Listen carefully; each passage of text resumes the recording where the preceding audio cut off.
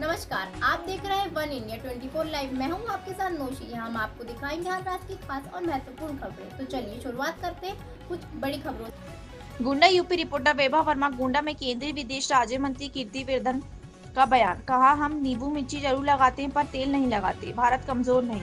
गोंडा में केंद्रीय विदेश राज्य मंत्री कीर्ति वर्धन सिंह उर्फ राजा भैया ने भारत द्वारा पाकिस्तान में की गई एयर स्ट्राइक को लेकर बड़ा बयान दिया। उन्होंने इस कार्रवाई की सराहना करते हुए विपक्षी दलों पर जमकर हमला बोला। राजा भैया ने कहा कि कल तक कांग्रेस के नेता राफेल जेट में थर्माकोल का मॉडल बता रहे थे, नींबू मिर्ची की बात कर रहे थे, लेकिन आज वही राफेल रात में हुए हमले को मुख्य हथियार बना। हमारी सरकार राफेल को लेकर आई है, अब पाकिस्तान में उसका असर साफ दिख रहा है। उन्होंने तंज कसते हुए कहा कि नींबू मिर्ची जरूर लगाते लेकिन तेल नहीं लगाते। जैसे विपक्ष 55 साल की राजनीति देश को रामजो करने के लिए किया, वोट बैंक की राजनीति के चक्कर में उन्होंने दुश्मनों के साथ नरमी भरती और जो बीजेपी कभी नहीं करेगी। केंद्रीय विदेश राज्य मंत्री कीर्ति वर्धन सिंह। जिस तरीके से भारत ने मुंहतोड़ जवाब दिया, आप कैसे समझो किस तरीके से देश में भारतीय सेना के पराक्रम हुआ?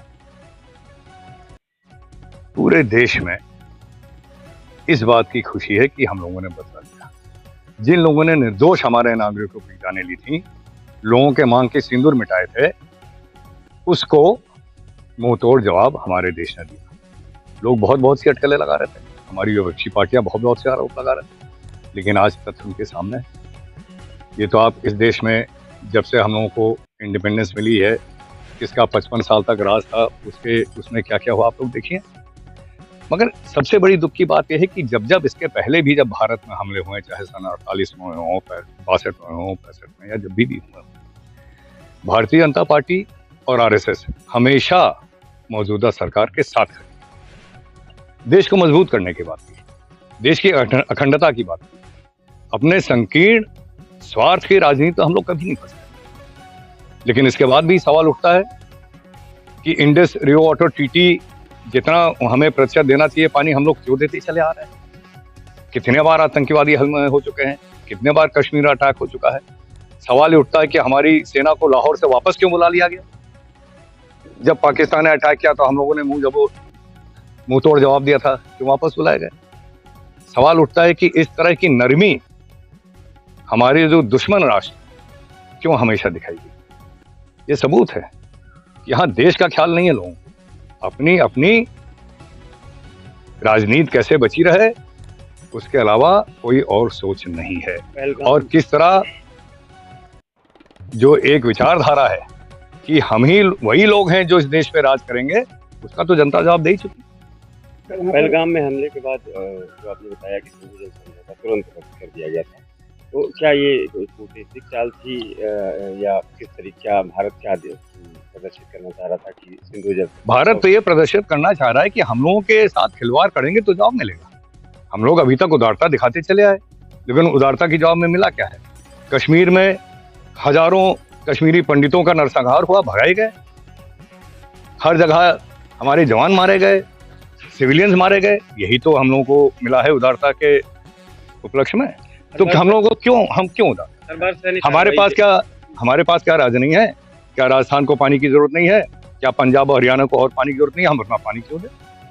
हर बार जब भी सैन्य कार्रवाई हुई है तो लोगों ने सबूत मांगे हैं, विपक्ष ने सबूत मांगा है, केजरीवाल ने भी मांगा था। इस बार जयराम रमेश ने ट्वीट किया है और विपक्ष का कहना है कि हम सैन्य कार्रवाई में पहलगाम पे जो बदला लिया है भारत ने, उसके साथ खड़े हैं। कैसे देखते हैं कि क्या ये जो भारत सरकार है उसकी ये जो कार्रवाई है उसको लेकर विपक्ष भी औंधे मुंह गया, या फिर कैसे देखते हैं? देखिए, कल तक हालात कुछ और थे। कल तक विपक्ष को पूरा मौका था कि हम लोगों के ऊपर अटैक कर रहे थे कि कुछ नहीं करेगा, ये है वो है। आज हालात बदल गए हैं। कल तक इनके नेता लोग राफेल जेट का थर्मोकोल का मॉडल देख के और टिप्पणी कर रहे थे कि हम लोग उस पर नींबू और मिर्ची टांगे हैं। वही राफेल जेट जिसको ये लोग 2017 से रोके हुए थे, नहीं आ पाया था। हमारी सरकार आई, राफेल जेट आया। आज जो कुछ भी हमले हुए हैं कल रात को राफेल जेट द्वारा हुए हैं। नींबू मिर्ची हम लोगों ने केवल टांगी नहीं है, नींबू मिर्ची हम लोगों ने लगाई भी है।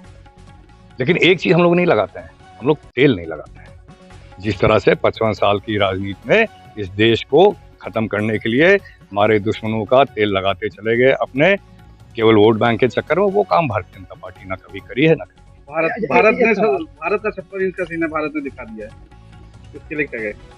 मैं बधाई देना चाहता हूँ अपनी सेना को, अपनी सरकार को, माननीय मोदी जी को, माननीय रक्षा मंत्री जी को, माननीय गृह मंत्री जी को, कि इतना तगड़ा संदेश इन्होंने केवल पाकिस्तान को ही नहीं दिया है, पूरे दुनिया में हम लोगों ने संदेश दिया है कि भारत के साथ अब वो देश नहीं है जो पहले था।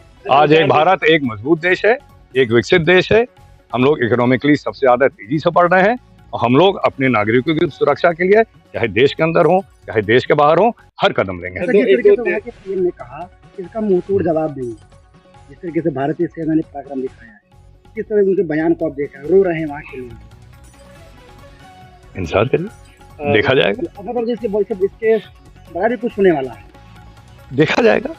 ये एक दो देशों हम लोग हर कार्रवाई का जवाब देने को तैयार हैं। ताकि पूरा जो विश्व है, ग्लोब पूरा भारत के साथ खड़ा है, पूरा पिछला सबने ये कहा कि बदला लेना चाहिए। कैसे देखते हैं, भारत की विदेश नीति है या फिर? ये एकदम भारत की विदेश नीति है और हम लोगों ने जब से भारतीय जनता पार्टी की सरकार केंद्र में आई है हर कदम पर हमने विदेशी देशों का भी साथ दिया है। कोविड जैसी महामारी में लाखों वैक्सीन हम लोगों ने फ्री में बांटी है। हमारे माननीय प्रधानमंत्री जी छोटे से छोटा देश भी हो तो वहाँ जाते हैं, वहाँ के लोगों से बात करते हैं। हमारे विदेश मंत्री जी भी लगातार दौरे पे रहते हैं। हम लोग की विदेश नीति में बहुत बदलाव आ गया है।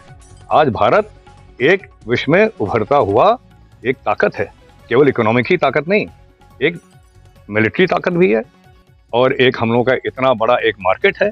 आज विश्व में जब हर तरफ तमाम सारी चीजें बिजनेस इकोनॉमी को लेकर तमाम सारी बातें हो रही हैं, उत्पन्न हो रही हैं, तो पूरी दुनिया अब भारत को एक दूसरे नजर से देख रही है। तो सीमा पर लगातार फायरिंग चल रही है, ऐसे में सेना को किस तरह से आप जोश भरेंगे? मेरा सेना से यही कहना है कि छाट कर पता करके जहां भी हमारे दुश्मन के आर्टिलरी गन्स हैं जो बमबारी कर रही हैं उनको ठिकाने को नष्ट करें और हमारे ख्याल से नष्ट होगी।